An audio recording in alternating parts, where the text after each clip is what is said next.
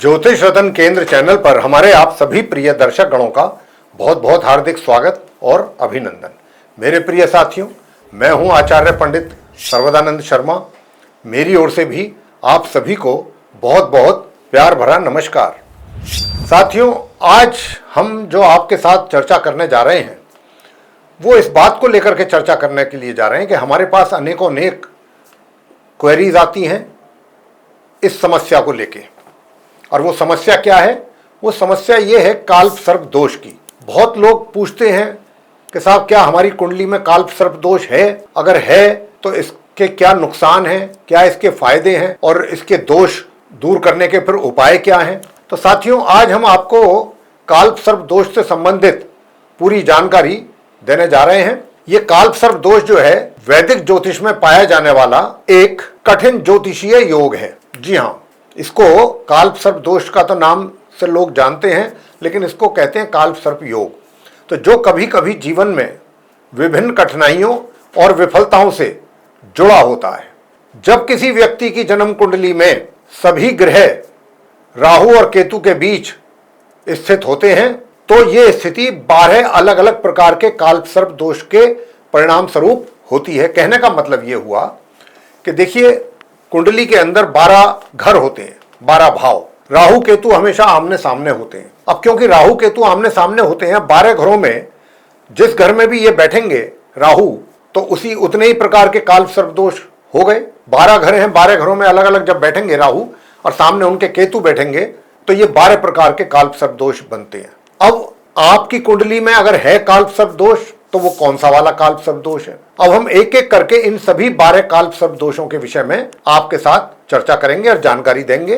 किस नाम से इनको जाना जाता है और इनके क्या दुष्प्रभाव जीवन पे व्यक्ति को देखने को मिलते हैं और क्या उसके शुभ परिणाम प्राप्त होते हैं, और वो कौन से उपाय हैं जिनको करने पर काल्प सर्प दोष के दुष्परिणामों को हम एक तरीके से उनसे मुक्ति पा सकते हैं। तो ये जो स्थिति है 12 अलग अलग प्रकार के काल्प सर्प दोष के परिणाम को लेकर के, जिनमें से प्रत्येक ग्रह जीवन के विशेष क्षेत्रों को प्रभावित करता है। जी हाँ, और क्योंकि जो भी राहु और केतु के कारण काल्प सर्प दोष का निर्माण हुआ है कुंडली में, ये बाकी जो दूसरे अन्य ग्रह हैं वो उनके बीच में आ जाते हैं, तो इसीलिए काल्प सर्प दोष का निर्माण होता है। व्यक्तिगत संबंधों और स्वास्थ्य से लेकर धन और करियर में उन्नति तक काल्प सर्प दोष के प्रकार कई क्षेत्रों में स्थिरता और संतुष्टि को भी प्रभावित कर सकते हैं। इन प्रभावों को बेहतर ढंग से समझने और उनके प्रभाव को कम करने के लिए उपचार खोजने के लिए आप हमारे कार्यालय से भी संपर्क कर सकते हैं। काल्प सर्प दोष के 12 प्रकार जो हमने अभी आपसे कहा कि होते हैं, उन सभी 12 प्रकारों के विषय में एक एक करके हम आपके साथ बात करेंगे और उनके दुष्प्रभाव, जैसा मैंने कहा, और उनके शुभ प्रभाव के विषय में भी आपको पूरी जानकारी देंगे, साथ ही उनके उपाय भी बताएंगे। काल्प सर्प दोष का प्रत्येक रूप विशेष है और व्यक्तिगत विकास, रिश्ते, वित्त और स्वास्थ्य सहित जीवन के कई क्षेत्रों को ये प्रभावित करता है काल्प सर्प दोष। और जैसा मैंने कहा कि ये 12 प्रकार के होते हैं, एक एक करके हम सबकी व्याख्या आपके साथ करेंगे। तो सबसे पहले अभी हम जो काल्प सर्प दोष जो मैंने कहा कि 12 प्रकार के होते हैं, उसमें जो सबसे पहला वाला काल्प सर्प दोष है, आज हम उसकी चर्चा आपसे करेंगे। 12 काल्प सर्प दोषों में से जो सबसे पहला काल्प सर्प दोष होता है, अभी हम फिलहाल उसके विषय में आपसे इस वीडियो में बात करने जा रहे हैं और बताने जा रहे हैं कि इस अनंत काल्प सर्प दोष को आप कैसे पहचानें कि ये अनंत काल्प सर्प दोष है। फिर इसके क्या प्रभाव देखने में आएंगे जीवन में, उसकी भी बात करेंगे और उसके बाद आपको बताएंगे कि इसके उपाय क्या किए जाए। तो साथियों, सबसे पहला 12 काल्प सर्प दोषों में से होता है अनंत काल सर्प दोष। अनंत काल सर्प दोष, यदि आपकी कुंडली में यह अनंत काल सर्प दोष बना है तो जीवन में किन किन परेशानियों का आपको सामना करना पड़ता है, तो ये तो हम आपको बताने वाले हैं, लेकिन पहले आपको यह बताएंगे कि ये अनंत काल सर्प दोष कुंडली में बनता कैसे है।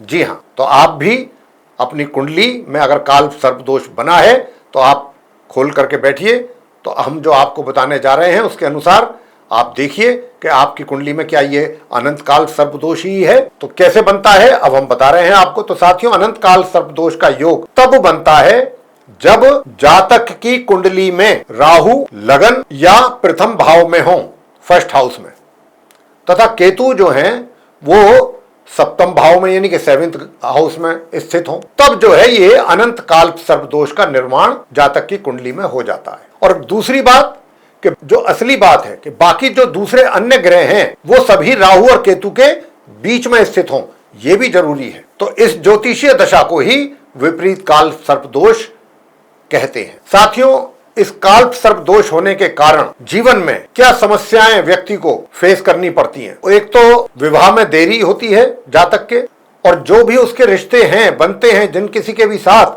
उसमें भी अशांति बनी रहती है। रिश्तों को लेकर के भी व्यक्ति परेशान ही रहता है, वो भी उसका कारण बनता है काल सर्पदोष। और इसके प्रभाव में आने वाले लोग यानी कि अनंत काल सर्पदोष के प्रभाव में आने वाले लोग पहचान के साथ संघर्ष कर सकते हैं। उनमें नियमित गलतफहमियां हो सकती हैं, नियमित, और आत्मविश्वास के साथ पीड़ित हो सकते हैं, यानी कि आत्मविश्वास की भारी कमी ऐसे जातकों में देखने में पाई जाती है। अनंत काल सर्पदोष के प्रभाव से करियर विकास में भी कठिनाइयां आती हैं, यानी कि जो आप जॉब करते हैं या अपना व्यापार करते हैं उसमें ग्रोथ में दिक्कतें या कमी या समस्याएं ये झेलना पड़ता है, व्यक्ति को फेस करना पड़ता है अगर उसके कुंडली में अनंत काल सर्पदोष का निर्माण हो गया है। साथ ही नियमित रोजगार परिवर्तन, मतलब ऐसा व्यक्ति जो है वो एक जगह ठहर करके जॉब नहीं करता, वो रोजगार उसका परिवर्तन होता रहता है। व्यक्तिगत परियोजनाओं में बाधाएं आती हैं, जो भी योजनाएं वो बनाएगा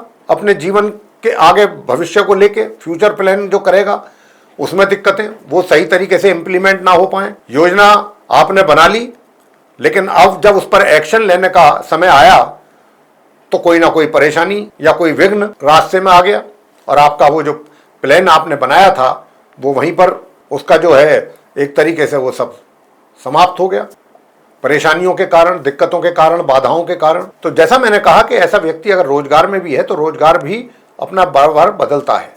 तो कहने का भाव यही हुआ कि आत्मविश्वास की कमी के कारण बहुत सारी चीजें उसको अपने जीवन में फेस करनी पड़ती है, उनका सामना करना पड़ता है। रोजगार से संबंधित भी समस्याएं आती हैं, एक जगह ठहर करके आप स्थायित्व नहीं रहता, बार बार व्यक्ति अपनी जॉब चेंज करता है, कोई ना कोई कारण बन जाता है जॉब छोड़ने का, और रिश्तों में भी कमी और मन भी अशांत रहता है, और गलतफहमियां बहुत जल्दी होती हैं किसी भी बात को लेकर के। उपाय आप क्या करें? इन सभी प्रभावों को, दुष्प्रभावों को अपने जीवन से दूर करने के लिए आप उपाय क्या करें? उपाय करें अनंत काल सर्पदोष के प्रभाव को आप कैसे दूर कर सकते हैं, किन उपायों से दूर कर सकते हैं। वो उपाय अब हम आपको बहुत आसान और अचूक उपाय आपको देने जा रहे हैं।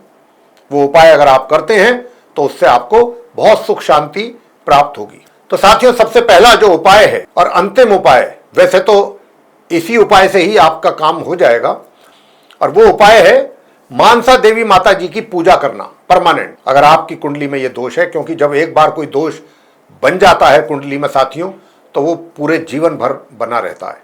या कोई राजयोग कुंडली में बन जाता है, यानी कि जब व्यक्ति का जन्म होता है उस समय पर जो भी कुंडली में शुभ या अशुभ दोष या प्रभाव है वो पूरे जिंदगी भर रहते हैं व्यक्ति के। वो ऐसा नहीं है कि कुछ समय बाद खत्म हो जाते हैं, या ऐसा नहीं होता। तो इसीलिए आप पूरे जीवन मानसा देवी, माता मानसा देवी जी की पूजा करें, उपासना करें, और ओम नमः शिवाय इस मंत्र का जाप करें। अगर आप फिर भी ये चाहते हैं कि नहीं कुछ और भी उपाय करना है तो फिर महामृत्युंजय के जाप आप कर सकते हैं। अनंत काल सर्पदोष के दुष्प्रभावों को दूर करने के लिए ये उपाय आप करेंगे तो आपको बहुत सुख शांति मिलेगी और आप अपने कार्यों में प्रगति करेंगे, आगे बढ़ेंगे, अग्रसर रहेंगे अपने कार्य सफलतापूर्वक। तो साथियों, ये थी चर्चा 12 काल सर्पदोषों में से पहला जो काल सर्पदोष है जिसका नाम है अनंत काल सर्पदोष, उसको लेकर के। हम आशा करते हैं ये चर्चा आपको पसंद आई होगी अनंत काल सर्पदोष को लेकर के, और अगर आपको पसंद आई है तो आप हमारे वीडियो को लाइक जरूर करें, चैनल को भी सब्सक्राइब करना ना भूलें। अधिक से अधिक मात्रा में अगर आप इस वीडियो को दूसरे लोगों के साथ शेयर करेंगे तो वे भी जानकारी का लाभ उठा पाएंगे। और अगर आप चाहते हैं कि आने वाले दिनों में जो भी हमारे वीडियोस एस्ट्रोलॉजी के भिन्न भिन्न विषयों पर बनेंगे वे सब भी एक एक करके आप तक पहुंचे विद नोटिफिकेशन और आप उनका भी समय पर लाभ ले सकें, तो फिर आप बेल आइकन प्रेस जरूर करें। साथियों, इसी के साथ इस चर्चा को यहां समाप्त करेंगे। आप सभी हमारे जो दर्शकगण हैं उनका सहृदय बहुत बहुत धन्यवाद। जय माता दी।